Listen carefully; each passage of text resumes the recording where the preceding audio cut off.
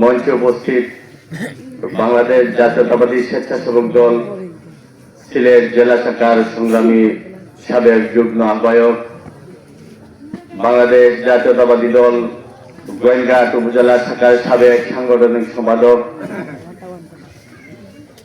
যার পরিচিতি এই গোয়েন্দাঘাটের প্রতিটি আনাচে খানাচে দেওবাড়ি ইউনিয়ন পরিষদের সাবেক চেয়ারম্যান শ্রদ্ধাভাজন বড় ভাই জনাব আরিফ ইকবাল নেহাল সহ এখানে মঞ্চে উপস্থিত অনেক নেতৃবৃন্দ, সময় অত্যন্ত কম। আমার সামনে উপস্থিত বিএনপি জমিয়তের বিভিন্ন অঙ্গ সহযোগী সংগঠনের নেতৃবৃন্দ সহ আমার পিতৃতুল্য মুরব্বিয়ান, এলাকার সর্বস্তরের জনগণ, আসসালামু আলাইকুম।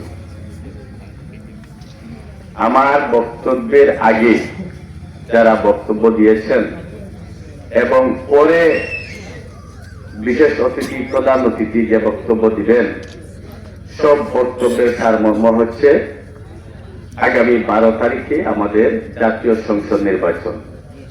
সুতরাং লম্বা কিছু বলে সময় নষ্ট করতে চাই না। আমাদের প্রধান অতিথি বিশেষ অতিথি, আমরা আরেকটা মিটিং আছে সিলেটে, আমাদের স্বপন ভাই এমপি সাহেবের বাসায় যাবেন।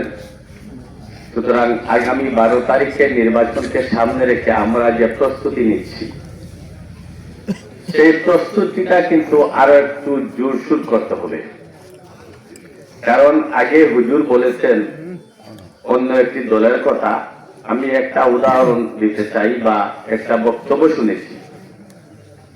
ভারতের একজন বক্তা, ইসলামিক বক্তা বলেছেন, যদি কোনো দেশ কমিউনিস্টকে দখল করে ফেলে তারপরে এই দেশকে একদিন ফিরানো যাবে, আর যদি কোনো দেশ জামাতে ইসলামের দখল করে ফেলে তাদের কাছ থেকে ছুটানো অনেক কঠিন।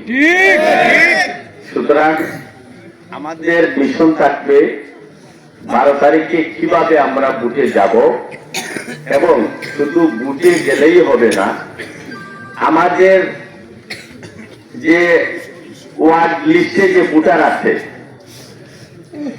তথ্য নিয়ে সেই ভোটার গুলাকে আমরা বাড়িতে বাড়িতে গিয়ে, অনেক ভোটার কিন্তু যাবে না, বাড়িতে গিয়ে ভোটার গুলাকে একটু কাবু করে নিয়ে সেই নির্বাচনকে আমরা সুষ্ঠু এবং গ্রহণযোগ্য নির্বাচন করার জন্য সর্বোচ্চ চেষ্টা করতে হবে।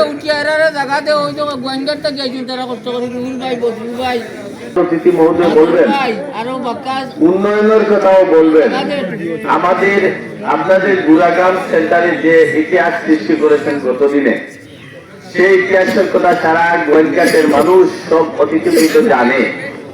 তবে একটা অনুরোধ আপনাদের কাছে,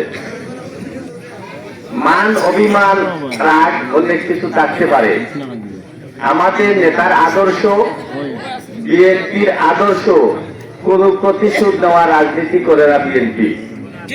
আমরা বিএনপি রাজনীতি করি কারো প্রতিশোধ নেওয়ার জন্য নয়। বিএনপি রাজনীতি প্রতিযোগিতা রাজনীতি। আপনাদের সেন্টারে যেটা করছে, আমরা যদি মনে করি এটার প্রতিশোধ নেব, সে সুযোগ আমাদের অতিথি দেবে না, আমাদের প্রধান অতিথি দেবে না, এবং আমাদের ক্যান্ডিডেটও দেবে না।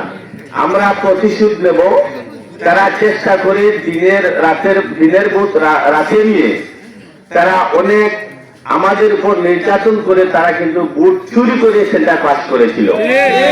আর আপনারা মানুষকে উদ্বুদ্ধ করে, ভালোবাসা দিয়ে, আন্তরিকতা দিয়ে, উন্নয়নের কথা বলে, আরিফুল হক চৌধুরীর কথা বলে আপনারা তাদেরকে সুন্দরভাবে ভোট নেওয়ার আগ্রহ প্রকাশ করবেন।